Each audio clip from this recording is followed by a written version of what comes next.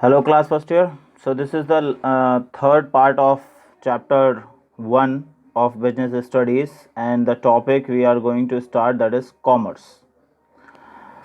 Commerce means, you can say, as you can see the definition, it is written over here, means commerce refers to all those activities which help directly or indirectly in the distribution of goods to the ultimate consumer.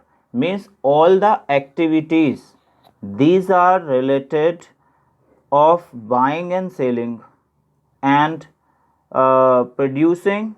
Means, you can say, the when a thing is produced, and then after it is in the market, and after that a consumer is just induced or motivated to buy it by the advertisement, and he, she, or a child, means maybe any kind of consumer it may be. So the consumer just purchase it, and it is purchased, and the return from that side is received by the company. Is it done? It means the cycle is over. So these all activities combinedly called commerce. I repeat the line, commerce refers to all those activities which help directly or indirectly in the distribution of goods to the ultimate consumers. Right? Means there will be no use of producing goods unless and until these goods reach the ultimate consumer. जब तक वो अपने ultimate consumer तक product पहुंचा ही नहीं या पहुंचता नहीं है, तब तक उसको प्रोड्यूस करने का कोई रीज़न नहीं रह जाता है. Is it done? ये पेन बनाया होगा किसी कंपनी ने, right? Can you see it? ये एक पेन बनाया होगा किसी कंपनी ने. अब ये पेन उसने बनाया, मार्केट तक भी आ गया, लेकिन जब तक किसी कंज्यूमर ने इसको परचेज नहीं किया तो इस पेन के बनाने का कोई रीज़न नहीं था, राइट? और पेन बनाया जाएगा, उसके बाद कंज्यूमर उसको यूज़ करेंगे, तब कॉमर्स का साइकिल पूरा हो पाता है. That's why the line it is written over here, there will be no use of producing goods unless and until these goods reach the ultimate consumer. Commerce क्या है? होलसेल एक्टिविटीज, चाहे वो direct हो या इनडायरेक्ट हो, goods के distribution में. Distribution, अब क्योंकि हम यहाँ पे डिस्ट्रीब्यूशन से बात शुरू की है, इसका मतलब वो जो प्रोडक्ट है वो मैन्युफैक्चरिंग हो चुकी है उसकी, है ना, वो बन चुका है, तो उसके बनने के बाद उस गुड का अपने कंज्यूमर तक पहुंच जाना ही कॉमर्स का साइकिल पूरा करता है. मींस कॉमर्स पूरा होता है, कॉमर्स कहा जाता है. तो उन सारी एक्टिविटीज़ को मिलाकर जिसमें एक प्रोडक्ट को मैन्युफैक्चर किया जाए और उसके कस्टमर तक उसको लेके जाया जाए और वो उसको यूज़ करे. Is it done? So this is called commerce. I hope you understand the meaning of commerce now.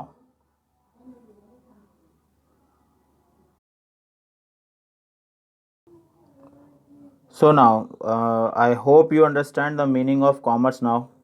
Yes or no? Meaning of commerce. What is in fact commerce is? What is in fact commerce means? Commerce, now you can say, या इसको बहुत आसान तरीके से समझने की कोशिश करिए. Suppose here is a producer.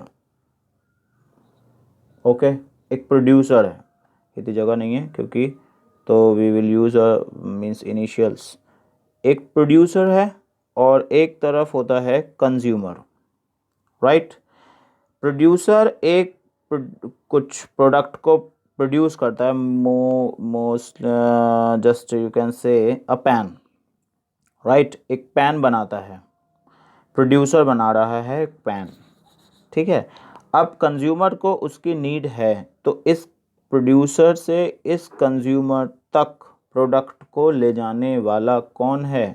Trade है, राइट। अगर आप एक प्रोड्यूसर हैं, मींस आप मैन्युफैक्चरिंग करते हैं, ओनर हैं कंपनी के या वॉटेवर जो भी कुछ हैं आप, ठीक है, तो उस कंडीशन में आप ट्रेडर नहीं हो जाते हैं, ये ध्यान रखिएगा बात को।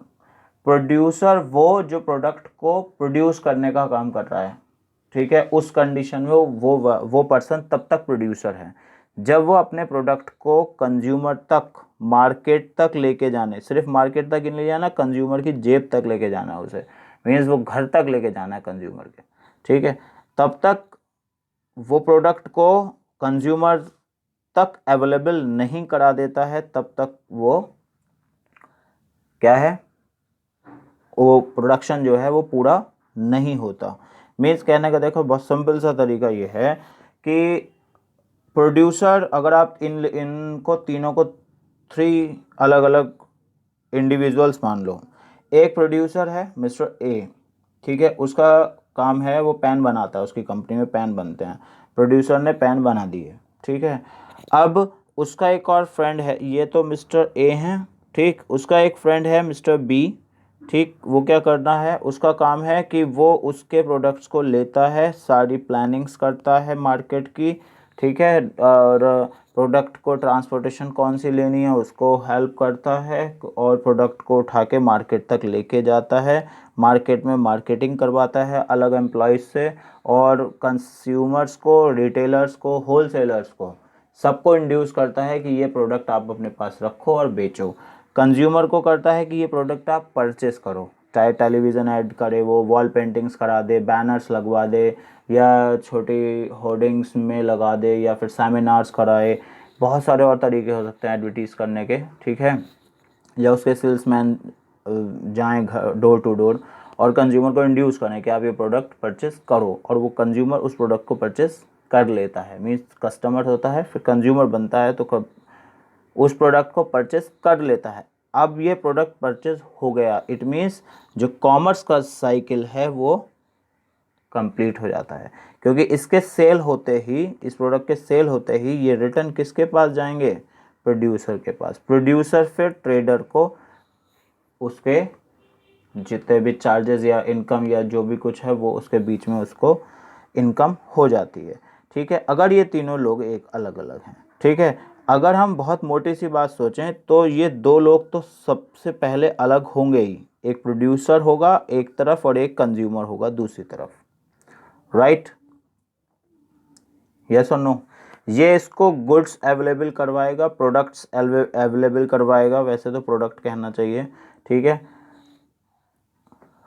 प्रोडक्ट अवेलेबल कराएगा, प्रोडक्ट वो परचेस करेगा, राइट, और उसके एवज में ये इसको मनी, पैसे दे देगा, ठीक है।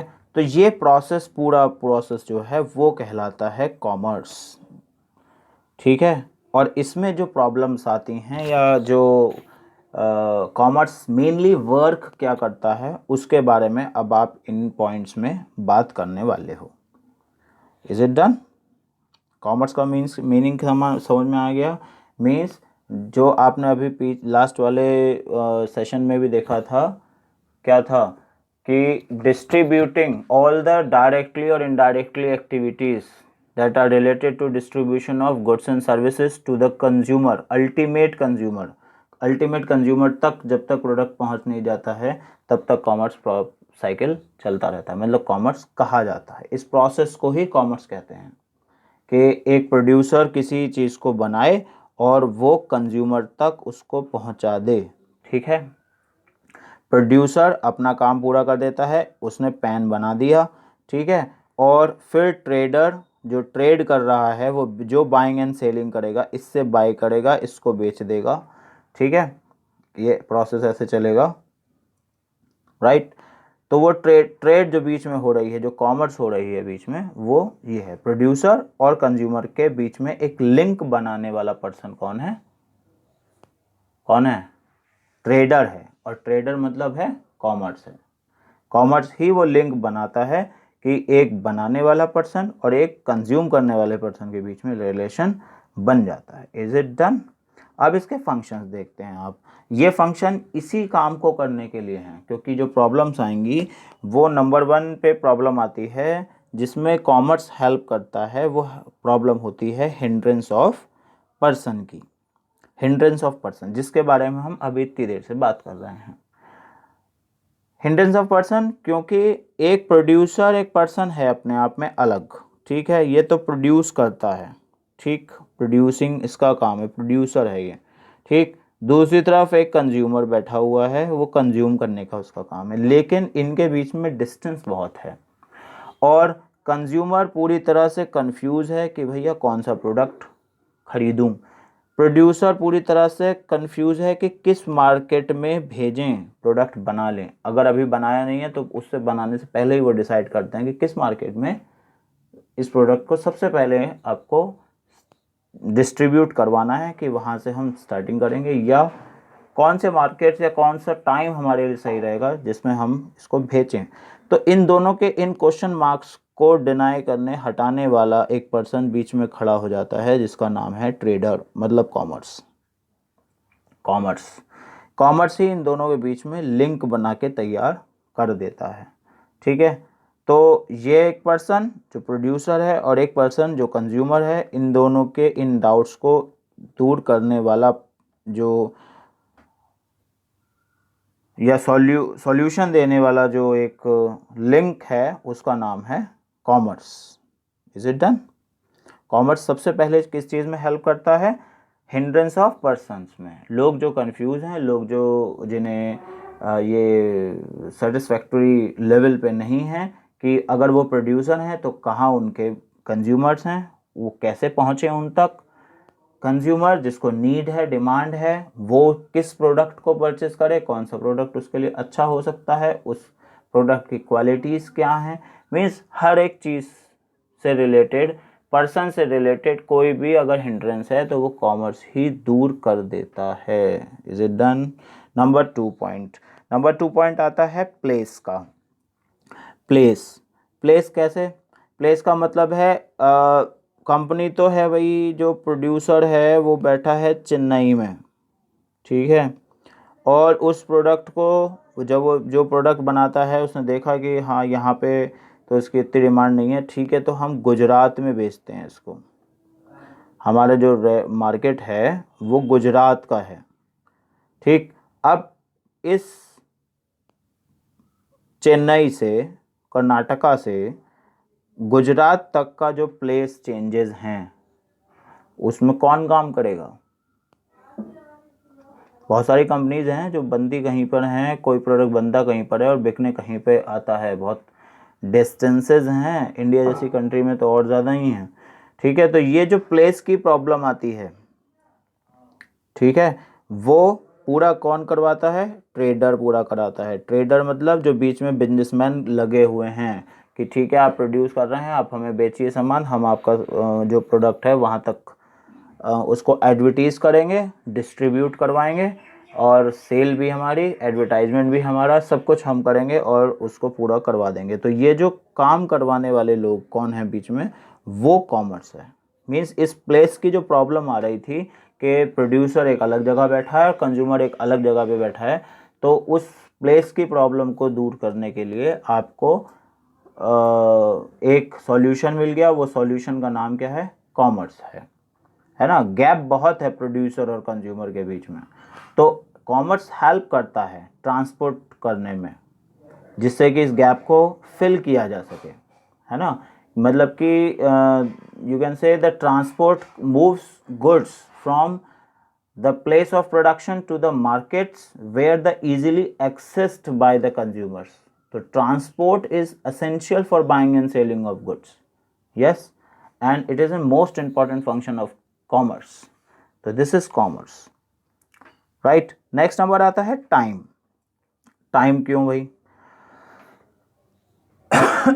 कई बार ऐसा होता है बहुत सारे प्रोडक्ट्स में कि प्रोडक्ट बनता किसी और सीज़न में है, लेकिन उसकी डिमांड या जो उसकी रिक्वायरमेंट्स हैं, नीड्स हैं मार्केट के अंदर, वो पूरी होती हैं किसी और टाइम पे।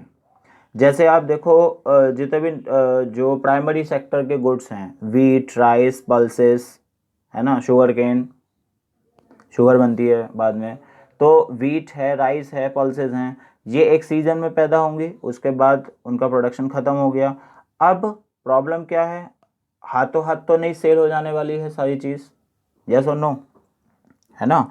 मतलब क्या है कि जिस सीज़न में, जैसे अभी अप्रैल तक में वो हुआ, जो वीट है उसका प्रोडक्शन पूरा हुआ, ठीक है, और काट लिया गया हो और पैकेट्स बना दिए गए, ठीक। अब वो इसी मंथ में तो पूरा नहीं बिक जाने वाला है, उसकी डिमांड तो पूरे ईयर चलती रहेगी, है ना, लोगों को ज़रूरत पड़ती रहेगी। लोग जो है बहुत सारे ऐसे हैं जो पूरे ईयर का रख लेते होंगे, जिनके यहाँ हो रही है, मतलब एग्रीकल्चरिस्ट हैं वो। अगर जो नहीं हैं तो वो मंथली, 3 मंथ, 6 मंथ के हिसाब से अपने लिए फूड ग्रेन्स खरीदते रहते हैं।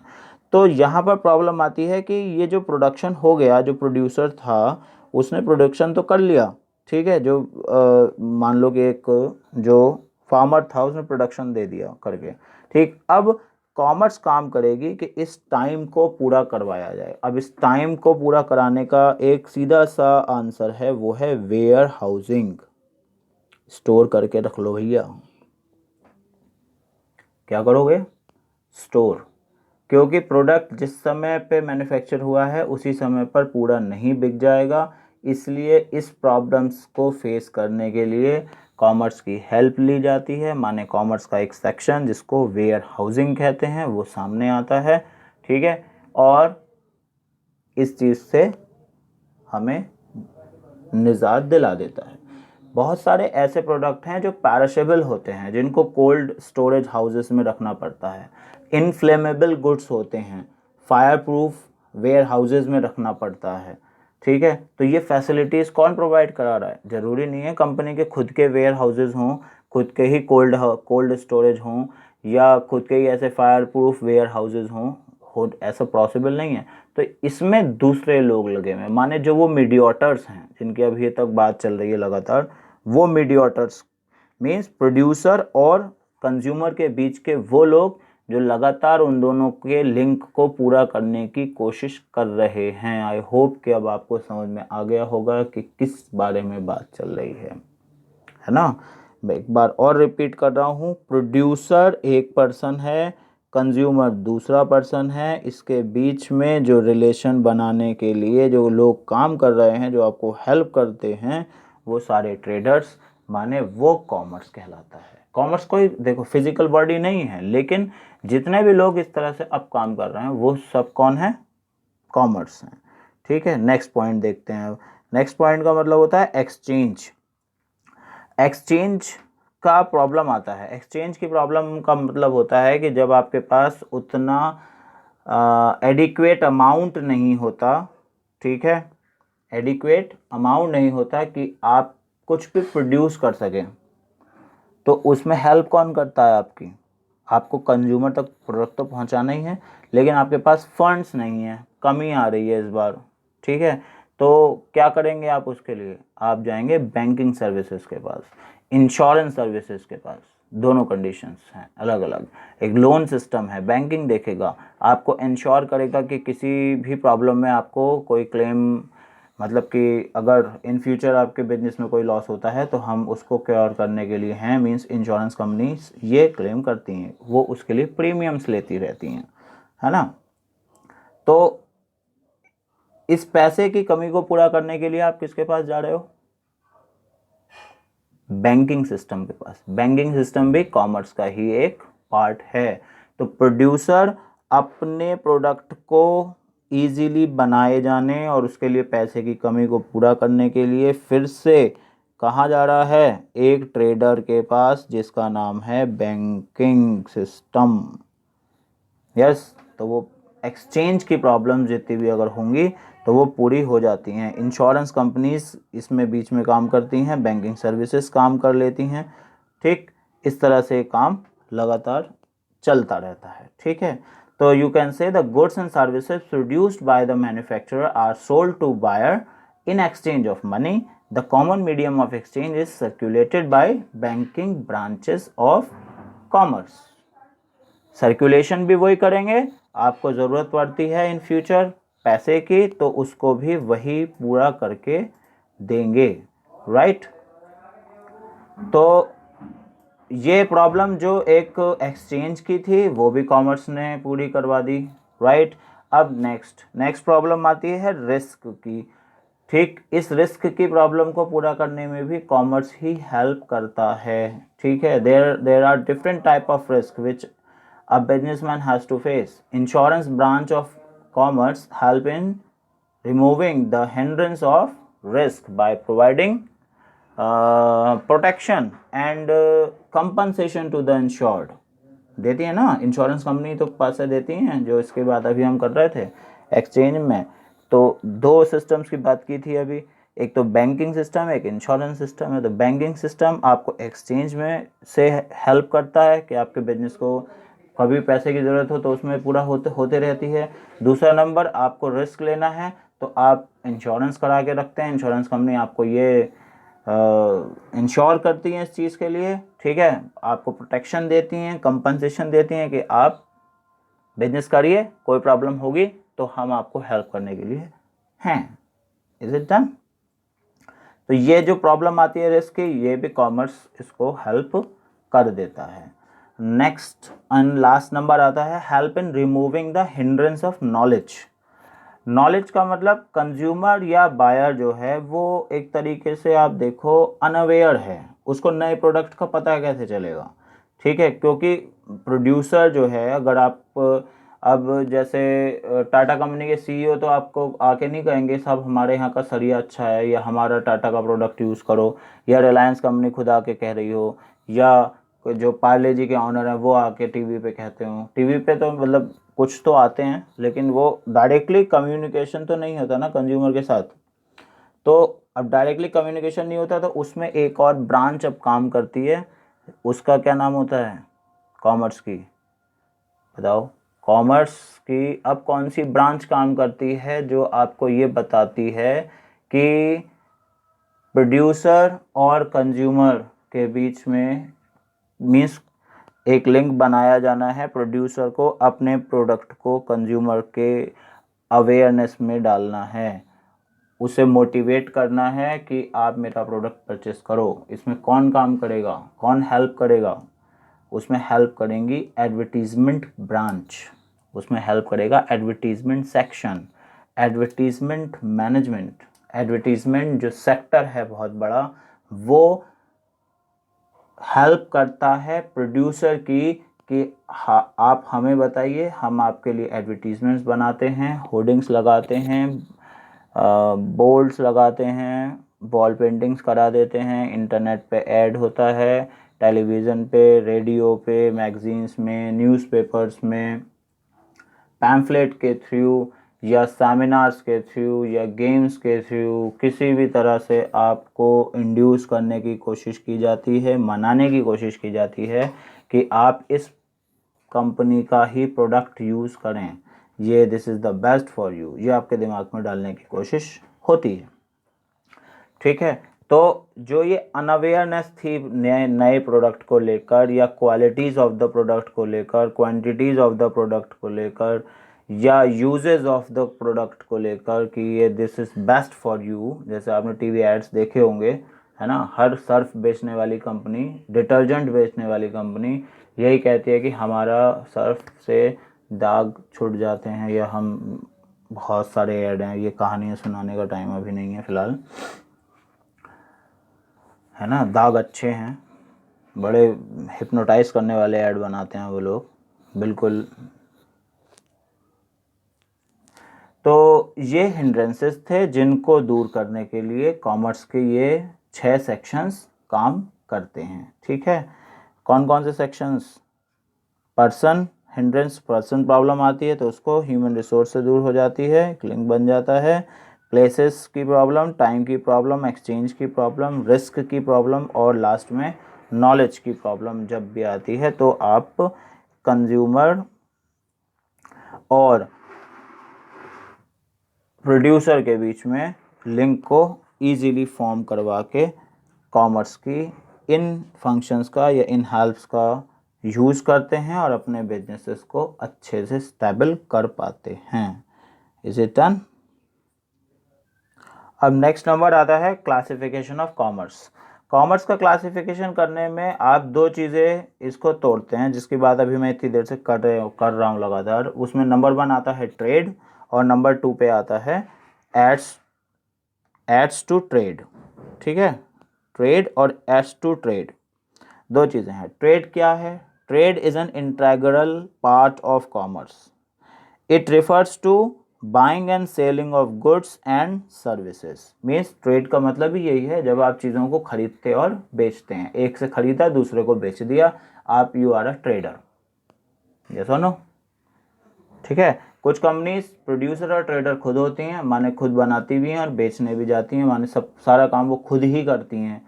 ठीक है, पहले कंपनीज मोस्टली ऐसा ही करती थी, लेकिन अब क्योंकि हम लगातार पॉपुलेशन में इतने होते चले जा रहे हैं और टैलेंट्स अलग अलग होते चले जा रहे हैं, तो इसमें अब जो है जो मैन्युफैक्चरिंग इंडस्ट्रीज़ हैं वो अलग हो गई हैं, मार्केटिंग इंडस्ट्रीज़ अलग हो गई हैं, है ना। बहुत सारी कंपनीज हैं जो खुद ही मार्केटिंग और मैन्युफैक्चरिंग करती हैं, कुछ कंपनीज सिर्फ मार्केटिंग करती हैं और कुछ कंपनीज सिर्फ मैन्युफैक्चरिंग करती हैं। जैसे आप अपने घर पे रखे हुए प्रोडक्ट्स के पीछे जहाँ पे उनका एड्रेस और वो लिखा होता है, वहाँ पे देखना, तो वहाँ कुछ प्रोडक्ट्स में आपको मिल जाएगा लिखा हुआ marketed by, manufactured by. Manufactured कोई अलग कंपनी हो सकती है और मार्केट वाली अलग कंपनी हो सकती है। तो ये ट्रेड है। ठीक है, ट्रेड मतलब जब आप चीज़ों को खरीदते और बेचते हैं, दिस इज कॉल्ड ट्रेड। और दूसरा एक और इंडस्ट्री जिसके बारे में अभी वो है, मतलब वो जो दूसरा पार्ट है कॉमर्स का, वो है aids to trade. Aids to trade का मतलब वो सारे पॉइंट जो ट्रेड को हेल्प करते हैं पॉसिबल होने में, जिसकी हम अभी पीछे बात करके आए हैं। ये वो लिंक हैं, प्रोड्यूसर और कंज्यूमर अपने दिमाग में रखो दोनों साइड पे। एक इस वाले कान पे खड़ा कर लो, एक उस वाले कान पे, दोनों मीन्स राइट हैंड वाले राइट ईयर पे आप जो सीधे हाथ का कान है उस पर प्रोड्यूसर को खड़ा कर लो और उल्टे हाथ के कान पे कंज्यूमर को खड़ा कर लो, और इसके बीच में जो ये चेन चल रही है ना सारी, ये सब कुछ कॉमर्स है। इसके दो पार्ट, इसको तोड़ने के लिए दो चीज़ें कर दी गई। एक तो हो गया ट्रेड, दूसरा हो गया एड्स टू ट्रेड। अब ट्रेड होता है तो वो ट्रेड दो तरीके का है। नंबर 1 ट्रेड होता है इंटरनल। ठीक है, कैन आई जूम इट? क्या होता है इंटरनल ट्रेड? इंटरनल का मतलब होता है जो आप in the boundaries of the nation, अपने कंट्री के अंदर ही अंदर कर रहे हो इंटरनल ट्रेड। उसके दो पार्ट्स हैं, एक रिटेलर्स होते हैं और एक होलसेलर्स होते हैं। होलसेलर्स को पहले रखना चाहिए, क्योंकि प्रोड्यूसर से डायरेक्ट कनेक्शन में कौन रहेगा? एक तो प्रोड्यूसर है जो बना रहा है फैक्ट्री में, फिर होलसेलर जो बल्क में उस प्रोडक्ट को ख़रीदता है, बहुत सारे प्रोडक्ट को ख़रीदता है, फिर वो छोटे छोटे रिटेलर्स को देना शुरू कर देता है। उसके पास जो रिटेलर्स होते हैं छोटे छोटे, ठीक है, वो उनको देना शुरू कर देता है। तो वो रिटेलर जो रिटेल मीन्स एक एक चीज़ में, मतलब यूनिट टू यूनिट सेल करता है। कैसे? Unit to unit. ठीक है, उसके पास गए आप, तो आपने कहा ठीक है 10 टॉफ़ी दे दो, एक ब्रेड का पैकेट दे दो, एक दूध का पैकेट दे दो, ये हो गया वो हो गया, बस ये आपने लिया, परचेस कर लिया, आगे कर। ये है रिटेलर, नॉर्मली शॉप जो देखते हैं। होलसेलर जो होते हैं वो बल्क में प्रोडक्ट परचेस करें, वो सेल करेंगे, कंपनी से मंगाएंगे और फिर रिटेलर्स को देंगे। ठीक है, वो कहेंगे ठीक है 10 पैकेट 50 पैकेट बिस्किट्स के दे दो, 5 टॉफ़ी के बैग्स दे दो, क्योंकि वो रिटेलर अपनी शॉप पे रखेगा और फिर उनको बेचेगा। तो ये इंटरनल ट्रेड है और इसके दो पार्ट हो गए हैं, होलसेलर और रिटेलर, बाउंड्रीज के अंदर काम करती हैं। जो एक्सटर्नल ट्रेड होती है, एक्सटर्नल ट्रेड का मतलब जब आप कहाँ चले जाते हो, in the foreign countries, means the in other nations, when you do business with the other nations, yeah, from outside of your country, so this is called external trade। means all the buying and selling services geographical limits को cross कर देती हैं, तब वो external trade कहलाता है। External trade यहाँ वैसे आपने सुना होगा दो तरीके का, एक्सपोर्ट एंड इम्पोर्ट। हमारे यहाँ तीन तरीके से ट्रीट होता है। पहली चीज़ एक्सपोर्ट हुआ, एक्स एक प्रीफिक्स है ना। इम्पोर्ट, एक्सपोर्ट हुआ मतलब क्या, when you sell the product to the other country, right, when you sell the product to the other country. Import, when you purchase the product from other country.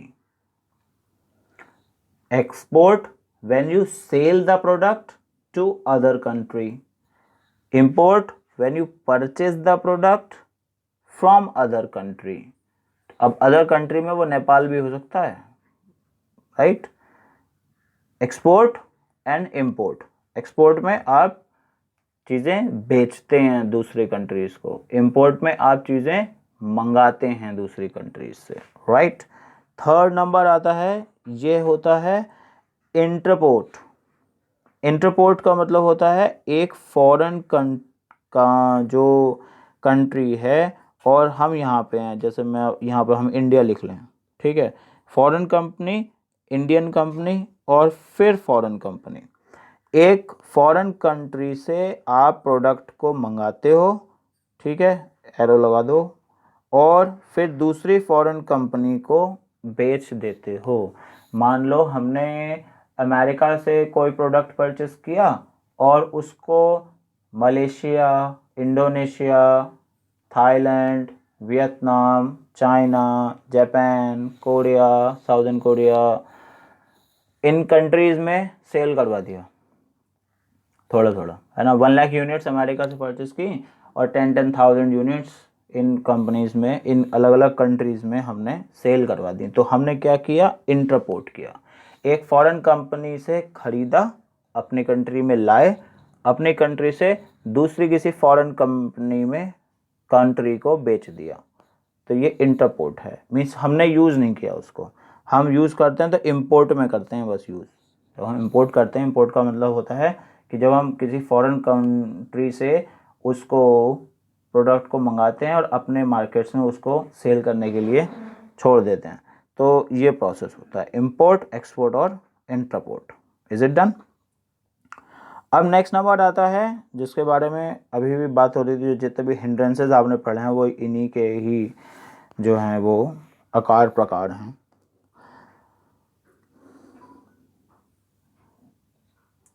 Number 1, aids to trade. Aids to trade कौन कौन सी चीज़ें trade को help करती हैं, कौन कौन करता है भैया हेल्प, बताओ। ट्रांसपोर्टेशन करता है, प्रोडक्ट को प्रोड्यूसर से उठाकर कंज्यूमर तक ले जाने का काम करता है, ठीक है। ये बार बार बोल रहा हूँ, मैं इसको ध्यान कर लेना ढंग से। प्रोड्यूसर और कंज्यूमर का लिंक ही कॉमर्स है। ट्रांसपोर्ट करता है, प्रोड्यूसर से उठाकर कंज्यूमर तक लेके जाता है पहियों पे, ठीक है। दूसरा, कम्युनिकेट करने का, माने आपको कितना ऑर्डर चाहिए, जो ऑर्डरिंग होती है ना, purchasing, purchase order, sale order, ये जितने भी होते हैं कम्युनिकेशन के बेसिस पे आएंगे। कम्युनिकेट करने का काम कौन कर रहा है, प्रोड्यूसर और कंज्यूमर के बीच में, वो भी ट्रेड ही है, वो इसमें हेल्प करता है, ठीक है, उन दोनों के बीच में एक लिंक बनाने के लिए, राइट। ये हो गया। फिर आता है बैंकिंग एंड फाइनेंस। बैंकिंग कैसे, प्रोड्यूसर और कंज्यूमर के बीच में ट्रांजैक्शंस कराने में हेल्प कौन करेगा, बैंक करेंगे। अब यहाँ पर कंज्यूमर दो तरीके से कहा जा सकता है, एक तो वो पर्सन जो खुद ही यूज़ करेगा और एक इसका होलसेलर भी हो सकता है ना, वो भी तो मंगा रहा होगा, रिटेलर भी मंगा रहा होगा प्रोडक्ट, वो तो प्रोड्यूसर से ही मंगा रहे हैं। ये पेमेंट्स कैसे देंगे, बैंक्स के थ्रू इजी पेमेंट हो जाएगा। अब जब से ऑनलाइन सिस्टम्स हुए हैं इंडिया में भी, इंडिया डिजिटल जो बैंकिंग को यूज़ करने लगा है और जिससे इजी पेमेंट हो गए हैं। डिमोनेटाइजेशन के टाइम पे आपने देखा होगा, easily payment means from your device आप पेमेंट्स रिसीव कर सकते हैं और सेंड भी कर सकते हैं। डिजिटल फाइनेंसिंग हो गई है, ठीक है। तो बैंकिंग उसमें हेल्प कर रही है, फाइनेंस डिपार्टमेंट उसमें हेल्प कर रहा है, राइट। और उसके साथ साथ इंश्योरेंस कंपनीज हेल्प कर रही हैं, प्रोड्यूसर और कंज्यूमर दोनों को इंश्योरेंस कंपनी, क्योंकि प्रोड्यूसर जो डेयर कर पाता, रिस्क ले पाता है, ठीक है, वो इंश्योरेंस कंपनी के बेसिस पर ही ले पाता है कि मुझे आगे कितना और ज़्यादा मैं इन्वेस्ट कर सकता हूँ, प्रॉफिट और लॉसेस की कंडीशन क्या रहेगी, जिसको बियर करने के लिए मेरे पीछे इंश्योरेंस कंपनी खड़ी है अगर मुझे लॉसेस होते हैं तो। ये एट टू ट्रेड है, राइट। नेक्स्ट नंबर आता है वेयर हाउसिंग। वेयर हाउसिंग जिसमें हमने अभी प्लेस की बात की थी, टाइम की बात की थी, है ना, क्योंकि वो जो प्रोडक्ट है वो उसी जिस टाइम पे वो हार्वेस्टेड हुआ है मान लो या प्रोड्यूस हुआ है, उसी टाइम पर वो सेल नहीं होता कई बार, है ना, वो सेल नहीं होता है उसी टाइम पर, उसको रोक के रखना पड़ता है, पैरिशेबल हो सकता है, तो इसलिए वेयर हाउसिंग की ज़रूरत पड़ती है। तो वेयर हाउसिंग भी एड टू ट्रेड है जो हेल्प करता है बिजनेस की कि आप अपने प्रोडक्ट को इतने टाइम तक के लिए रोक के रख सकते हैं, ठीक है। नेक्स्ट नंबर आती है एडवर्टाइजिंग, लास्ट। एडवर्टाइजिंग सिंपल सा प्रोसेस है। क्या होता है एडवर्टाइजिंग? आप इंड्यूस करते हैं अपने कंज्यूमर्स को, ठीक है, इंड्यूस करते हैं कंज्यूमर्स को, होलसेलर्स को भी। सबसे पहले होलसेलर को, होलसेलर करता है रिटेलर को, रिटेलर करता है किसको? कंज्यूमर को। कंज्यूमर एडवर्टीजमेंट के थ्रू डायरेक्टली इंड्यूस्ड आता है अपने घर से। अब इंड्यूस ही आता है, वो मोटिवेटेड होता है घर से ही, टीवी पे ऐड देखते ही मार्केट में उस प्रोडक्ट की डिमांड के लिए पहुंच जा सकता है, पहुंचाया जा सकता है। कंपनी इतना अच्छा ऐड बनाए कि कंज्यूमर ऐड देखते ही चल दे, कई बार होता है ऐसा। तो ये सारे पॉइंट्स हैं जो ऐड टू ट्रेड को बनाते हैं। मीन्स ये कहिए कि ये कॉमर्स का पार्ट बनाते हैं, ये है कॉमर्स का classification. I hope you understand it, right. See you soon.